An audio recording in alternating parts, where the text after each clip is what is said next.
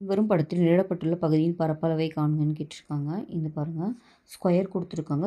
அதுக்குள்ளே ஒரு ரீஜியனை ஷேட் பண்ணியிருக்காங்க. ஷேட் பண்ண ரீஜியன் பார்த்திங்கன்னா ஒரு கால் வட்டமாக இருக்குது. இதே 4 கால் வட்டத்தையும் சேர்க்கும்போது நம்மளுக்கு ஒரு முழு வட்டமாக கிடைக்கும். அப்போ நம்ம இந்த இதோட வட்டத்தோட பரப்பளவு கண்டுபிடிச்சிட்டா போதும்.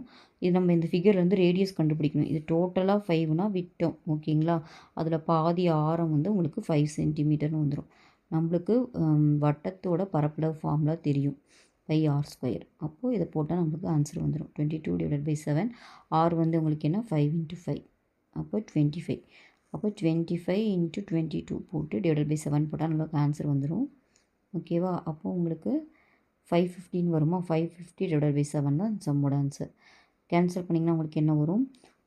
7 7s 49, 60ல் 8 7s 56, 40 இருக்கும் 5 டைம்ஸு, ஓகேவா?